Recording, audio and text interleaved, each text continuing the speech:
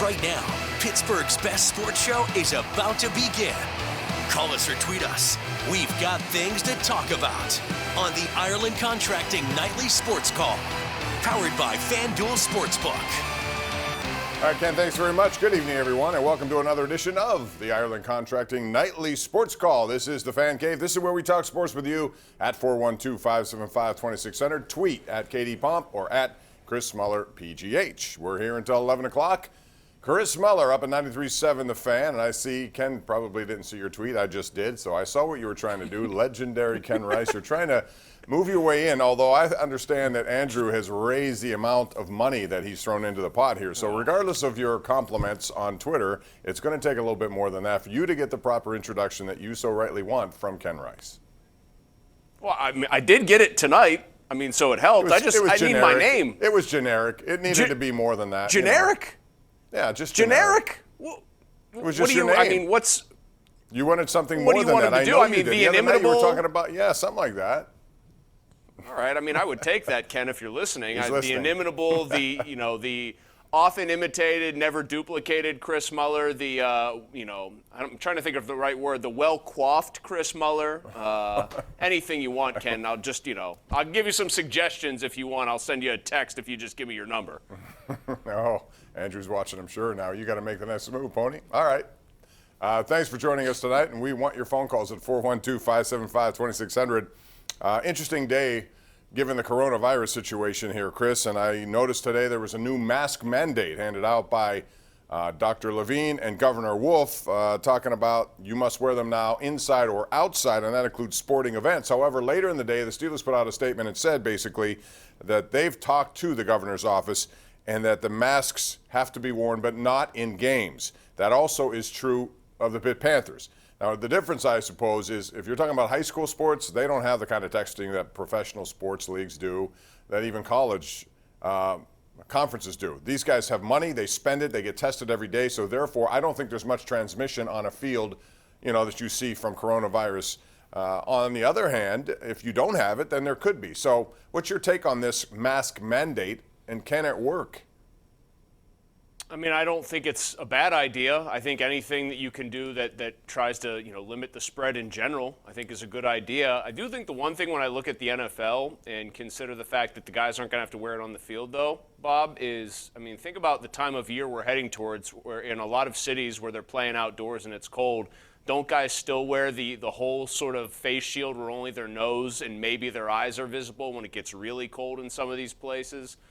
So I don't know if it would be as big of a deal in certain senses here, but I hope it works. I think it's something that none of us really want to think about having to do or want to have to deal with, but it's something that hopefully helps mitigate things because the numbers are rising. So I think what you said, though, is correct.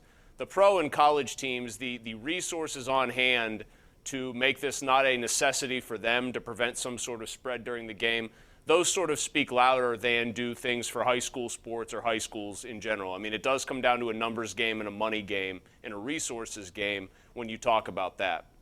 Yeah, I think if you look at what happened with the fact that the NBA was in a bubble and they didn't have any test cases that were positive, if they did, it were one or two. The NHL got through it unscathed. I think if you have the testing, you can prevent the problem.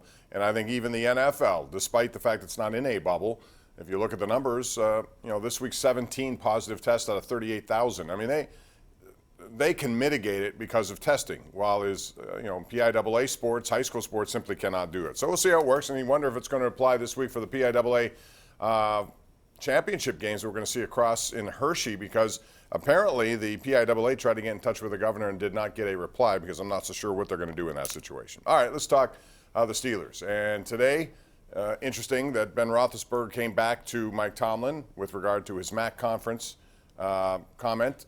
And I think he meant it in a way that, hey, we just can't take anybody for granted. The people in the MAC got all mad. So today, Roethlisberger fires out of William & Mary. I wonder what conference they're in. But the bottom line is, this is a Jacksonville team that you can't take lightly. The Steelers have had problems with this team, and if they want to continue to roll along and look at the number one seed that comes with a bye, they got to win this game, Chris.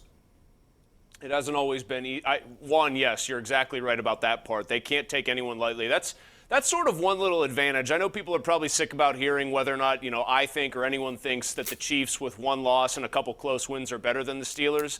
But the one, I'm going to call it an advantage, I guess, of Kansas City still being very much hot on their heels, is that they can't really afford mentally to take a week off. Or they can't afford, just by looking behind them in the standings, to say, oh, we're going to have this one in the bag. Now, obviously, it hasn't necessarily stopped them from having close games, but I do think having a close pursuer is probably helpful in terms of avoiding letdown games.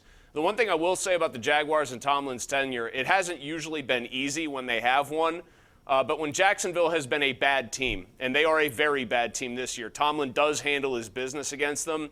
It's those random years where Jacksonville has actually been good, very early in his tenure, and then obviously a couple of years ago, that Blake Bortles team where they've struggled. So if you go by that logic, I want to say it's 4 games against bad Jacksonville teams and 4 games against good ones. This should be maybe not a walk for the Steelers, because it rarely is, but it should be a victory, which is all that really counts at this point. That's exactly right. To get to 10-0 and then a big game against Baltimore coming up. We're going to take a break, come back with your phone calls. It's 412-575-2600. Give us a shout. You can tweet us, do whatever you want, but get in touch with us right here live. It's the Ireland Contracting Nightly Sports Call on Pittsburgh's CW.